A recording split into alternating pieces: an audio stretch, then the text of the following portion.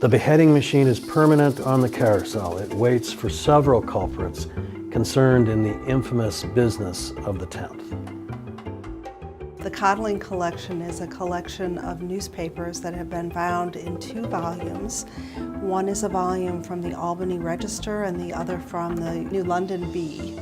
These are newspapers from the 1790s, covering especially those events around the French Revolution. The 21st of December 1792, I, Louis XVI, of the name King of France. The collection was donated by Dorothy and George Codling, and they had had these bound volumes held in their family for many, many years. And when I first spoke with them about it, I had no idea how valuable they were, how wonderful they would be to add to our collection, how our students and faculty would benefit from being able to do research with these primary documents. The bells are to toll daily until he is buried.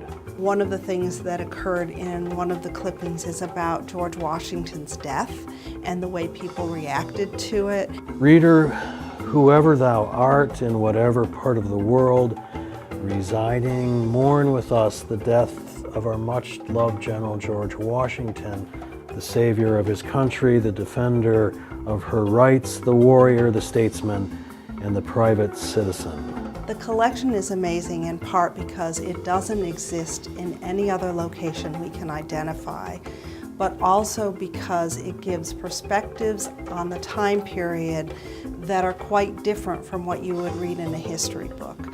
Louis is careless and fat, as usual.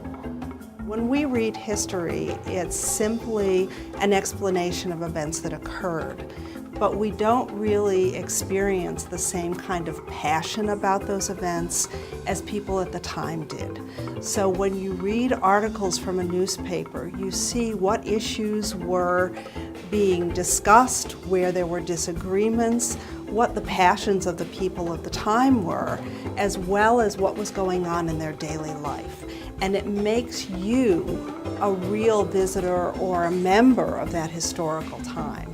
The powerful thing about what we have in special collections is that when students come in and see something from the 18th century, they are in some sense transformed by it, and they begin to commit to a desire to learn more and to understand more and to be educated.